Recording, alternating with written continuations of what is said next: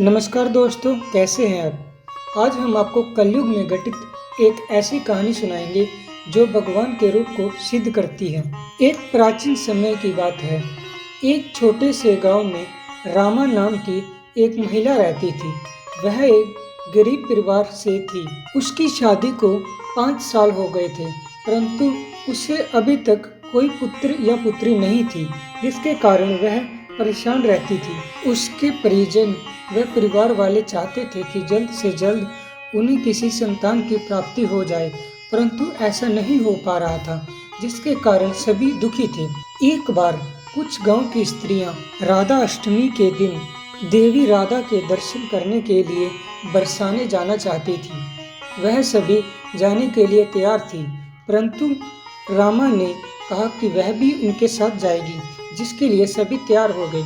परंतु जाने से एक दिन पहले ही रामा के पैर में चोट लग गई, जिसके कारण वह अच्छे से चल नहीं पा रही थी।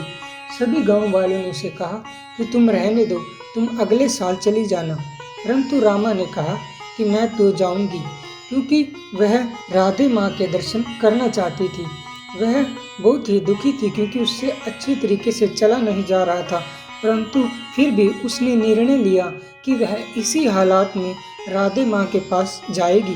रामा और उसकी कुछ सहेलियाँ एक साथ बरसाने जाने के लिए तैयार हो गई और वह बरसाने जाने लगी। जाते समय रामा सोच रही थी कि काश किशोरी जी यानी कि राधा, काश उनकी इच्छा पूरी कर दें। काश बरसाने जाने के कारण ही किशोरी माता का आशीर्वाद उन्हें मिल जाए और उन्हें संतान की प्राप्ति हो जाए। इस प्रकार वह पूरे रास्ते राधा जी और कृष्ण जी के जयकारे करते हुए बरसाने पहुंच गई। सभी रामा की सारी सहेलियां उससे थोड़ा आगे चल रही थी, क्योंकि रामा धीरे धीरे चल रही थी, क्योंकि उसके पैर में चोट लगी हुई थी। जब सीढ़ी चढ़ने की बारी आई तो उसकी सहेलियां धीरे धीरे उसके साथ सीढ़ियां चढ़ने लगी, परंतु वह कुछ समय बाद आगे चली गई। रामा धीरे धीरे एक एक पैर से आराम आराम से एक एक सीढ़ी चढ़ रही थी, परंतु उसकी चोट ने उसे दर्द दिया और वह सीढ़ियों पर ही गिरने लगी। परंतु एक छोटी सी बच्ची उसी समय उसका हाथ पकड़ लेती है और उसे गिरने से बचाती है। वह छोटी सी बच्ची तकरीबन 7 या 8 साल की थी। उसने रामा से पूछा, मैया आप ठीक हो? मैया जी, आपको चोट तो नहीं लगी? तो रामा ने कहा, नहीं बेटी, मैं बिल्कुल ठीक हूँ। तो उसने कहा, मैया आप धीरे से चलो, आपके पैर में चोट लगी है। इस प्रकार जब भी वह बच्ची मैया मैया पुकारती तो रामा को बहुत ही सुकून मिलता था। उस छोटी सी बच्ची ने कहा, मैया आप थोड़ी देर इन सीढ़ियों पर ही बैठ जाओ, क्योंकि आपके पैर में चोट लगी है। यह सुनकर रामा की आंखें भर आई, उसकी आंखों से आंसू आने लगे। उसे ऐसा लगा कि आज जैसे उसकी बेटी ने ही उसका हाल चाल पूछा हो। इस प्रकार वह कुछ देर के लिए सीढ़ियों पर ही बैठ गई और वह छोटी सी बच्ची भी उसके साथ बैठ गई। उसने पूछा कि मैया आप कहाँ से आई हो? रामा ने बताया, मैं एक छोटे से गांव यहाँ राधे माँ के दर्शन करने आई हूँ। तो उस छोटी सी बच्ची ने उससे पूछा कि आपकी तबीयत कैसी है? तो उन्होंने कहा, बस छोटी सी चोट लगी है, बाकी सब कुछ ठीक है। तो रामा ने पूछा कि तुम कहाँ रहती हो? तो उसने कहा, मैं यहीं बरसाने रहती हूँ। तो उस छोटी सी बच्ची ने कहा, मैया आप मेरे लिए क्या लाई हो? तो यह सुनकर रामा थोड़ी सी हैरान हो गई, क्योंकि वह उस लड़की को जानती तक नहीं थी। उसने पूछा कि मैं तो तुम्हें जानती नहीं हूँ, तो मैं तुम्हारे लिए भला क्या लाऊंगी? तो उस प्यारी सी छोटी सी बच्ची ने कहा, मैया मैंने आपको गिरने से बचाया है, आपको मुझे कोई उपहार देना चाहिए। तो यह सुनकर रामा बहुत ही प्रसन्न हुई। उसने कहा, बेटा मैं पूरे 8 दिन के लिए यही हूँ, मैं प्रतिदिन तुम्हारे लिए कोई ना कोई उपहार जरूर लाऊंगी। यह सुनकर वह बच्ची बहुत ही खुश हो गई। रामा ने पूछा, बेटा तुम्हारा नाम क्या है?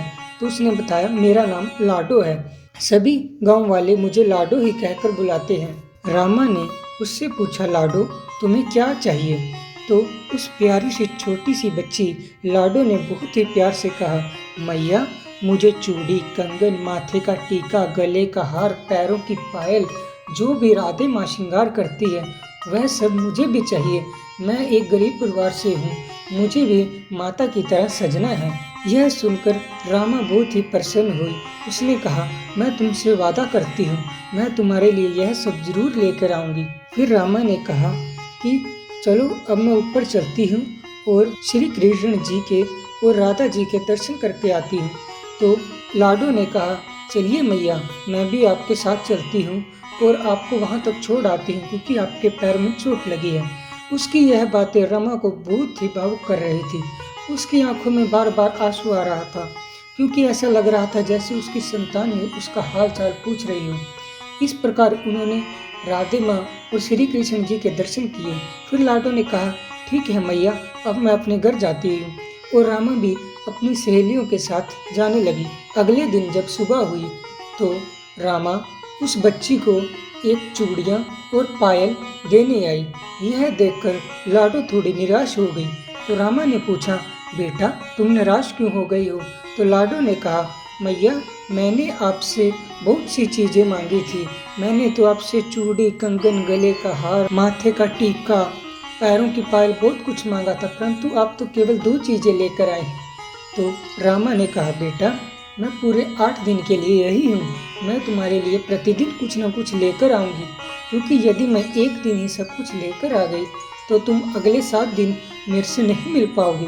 यह देखकर लाडो खुश हुई। उन्होंने कहा, ठीक है मैया। जब रामा को घर जाने में केवल अंतिम 2 दिन रह गए तो उसने लाडो को लगभग वह सभी चीज़ें दे दी।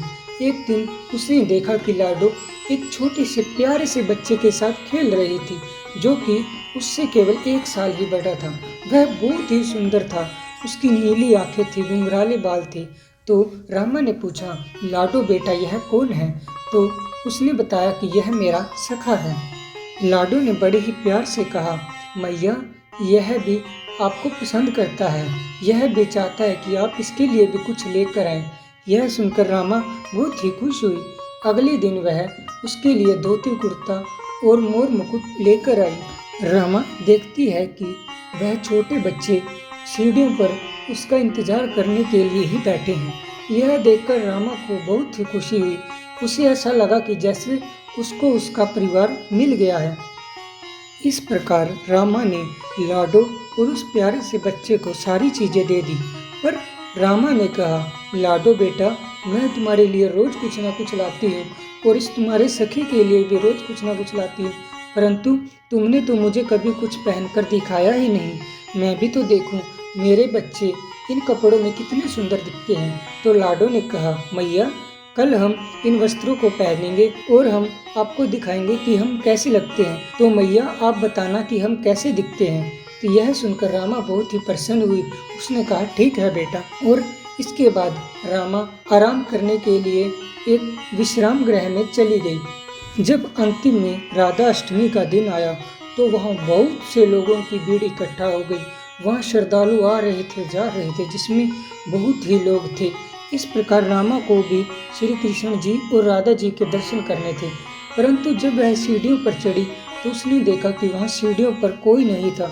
यह देखकर वह थोड़ी सी निराश हो गई, परंतु उसने देखा कि भीड़ बहुत है। यदि उसने अभी राधा और श्री कृष्ण जी के दर्शन नहीं किए तो उसे बाद में मौका नहीं मिलेगा। रामा ने एक बार सोचा कि आज उत्सव का दिन है और यहाँ काफी भीड़ है, शायद इसलिए बच्चों को यहाँ आने ना दिया हो, और काश इसी भीड़ के कारण वह बच्चे यहाँ आ नहीं सके होंगे।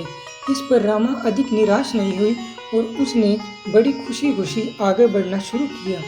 वहाँ पर काफी भीड़ थी, लोग उसे आगे जाने नहीं दे रहे थे, परंतु फिर भी बहुत कोशिश करने के बाद वह श्री कृष्ण जी और राधा जी के दर्शन करने के लिए आगे आई।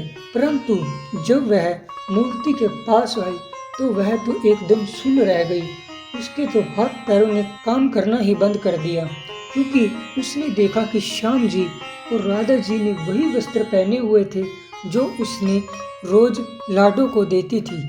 यह देखकर रामा बहुत ही हैरान थी। उसे कुछ भी बोला नहीं जा रहा था और उसने देखा कि श्याम जी ने भी वही मोर मुकुट पहना था जो वह बाजार से उस छोटे से प्यारे बच्चे के लिए लाई थी। अंत में उसने पंडित जी से पूछा कि आज इनको वस्त्र किन्होंने पहनाए हैं। तो पंडित जी ने कहा कि जब हम मंदिर के अंदर आए तो इनके पास यह वस्त्र पहले से ही रखे हुए थे, तो हमने सोचा कि यह श्याम जी की मर्जी है, इसलिए हमने यही वस्त्र उनको पहना दिए। यह देखकर रामा बहुत ही भावुक हुई, क्योंकि उसे एहसास हो गया था कि जिसे वह लाडो समझ रही थी वह और कोई नहीं बल्कि राधे माँ और दूसरा बच्चा और कोई नहीं, स्वयं श्री कृष्ण जी ही थे। वह मंदिर के बाहर आई और जोर जोर से लाडो लाडो चिल्लाने लगी, परंतु आज लाडो कैसे आती, क्योंकि आज तो लाडो को बहुत से लोगों को दर्शन देने थे। अंत में उसकी सहेलियां उसके पास आई और बोली, अब हमारे घर जाने का समय हो गया, परंतु रामा ने साफ मना कर दिया। उसने कहा कि अब वह घर नहीं जाएगी, अब वह पूरा जीवन इस मंदिर की सीढ़ियों पर ही बिताएगी और लाडो के दर्शन करने के बाद ही घर जाएगी। उसकी सहेलियों और उसके परिवार वाले भी उसको मनाने के लिए आए, परंतु उसने जाने का नाम नहीं लिया। उसने अपना पूरा जीवन यहीं सीढ़ियों पर बिताने का निर्णय ले लिया। काफी समय बीत गया दोस्तों, काफी साल बीत गए दोस्तों। ऐसा करते करते पूरे 30 साल बीत गए, परंतु लाडो नहीं आई। 30 साल बीतने के बाद अब रामा बहुत ही कमजोर हो चुकी थी, वह बूढ़ी हो चुकी थी। अब उसके हाथ और पांव अच्छे से काम नहीं कर पा रहे थे, परंतु उसे विश्वास था कि एक दिन लाडो जरूर आएगी। ऐसा करते करते काफी समय बीत गया और एक दिन एक छोटी सी बच्ची रामा के पास आई और बोली, तुम यहाँ किसका इंतजार कर रही हो? तो उसने बताया कि मैं यहाँ लाडो का इंतजार कर रही हूँ। तो उसने कहा, आओ मैया, मैं तुम्हें लाडो के पास ले चलती हूँ। यह सुनकर रामा थोड़ी सी हैरान हुई और बहुत ही खुश हुई। उसने उस बच्ची का हाथ पकड़ा और उसके साथ मंदिर की एक शिखर पर चली गई। वहाँ उसने देखा कि लाडो वही वस्त्र पहने खड़ी थी जो उसने उसे 30 साल पहले दिए थे। उसने जोर से आगे बढ़कर लाडो को गले लगा लिया और रोने लगी। इस प्रकार रामा ने वहीं पर अपने प्राण त्याग दिए, क्योंकि रामा चाहती थी कि वह अब आगे का जीवन भी उसके साथ ही बिताए। इसलिए उसने अपने प्राण त्याग दिए और अपनी आत्मा लाडो को दे दी, जिसके कारण आगे का संपूर्ण जीवन वह लाडो के साथ ही रहेगी। तो कैसी लगी दोस्तों आपको हमारी यह मीठी सी जानकारी? अगर आपको यह हमारी जानकारी अच्छी लगी हो तो हमारे मिट्टी चैनल को जरूर सब्सक्राइब करें और वीडियो को लाइक शेयर करना ना भूलें। धन्यवाद।